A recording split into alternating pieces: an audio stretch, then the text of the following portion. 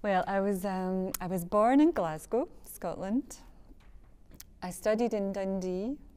I did my BA honours there. I specialised in sculpture. And then straight after doing my BA in Duncan Georgeston College of Art, I went to Belfast to do my MA in fine art. Now, ever since I was a little kid, I always wanted to be an artist. Although at a certain period in my life, when I was a teenager, I went off the idea, I think when I was about 16 or 17, just through this conversation I had with this guy at a party. He put me off it. And for all those years, that was what I wanted to do ever since primary school. The headmistress of the school always used to encourage me, and you know, I was the artist of the school, and I was, you know, taking around all the classes to draw for the whole class. I was like I felt like I was a performing monkey, but I really, that's what I always wanted to do. And my dad used to encourage it a lot when I was a kid. I was a good drawer, but now I never draw. But, yeah, when I went to Belfast to do my MA, I started to think about sound, working with sound, and I'd always liked singing. You know, when I was a kid, I used to be in the choir, and I was in a band for a little while, and so I started to think about, and even through art school, I started to think about this, like, singing as being quite a sculptural experience, and the sort of your inner body space, and what happens when you project sound into a room, and how it can define space, and started thinking about it in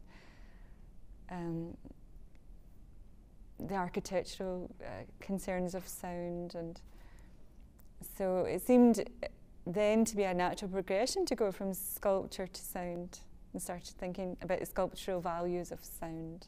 And then also started to think about the psychological and emotive effects of sound and song. And so I sort of, yeah, it seemed like a natural progression to go from sculpture to sound.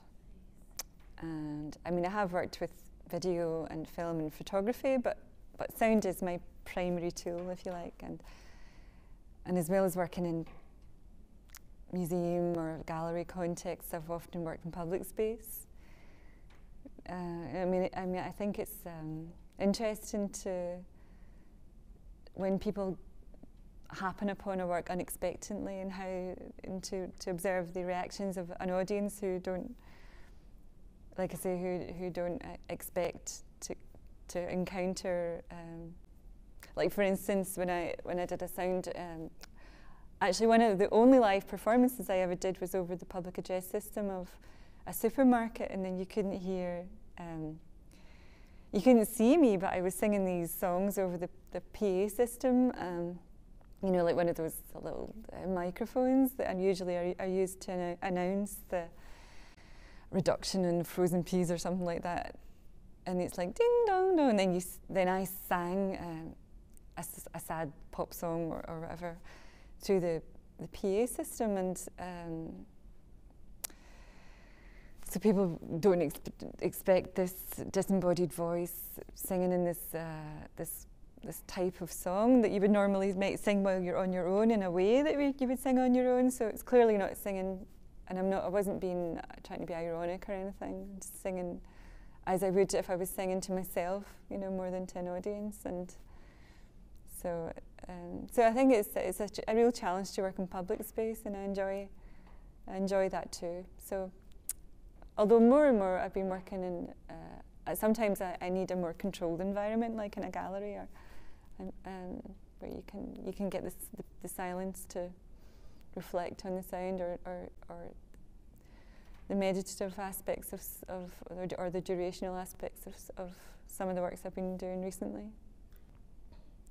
Well, I think when people experience my work, particularly my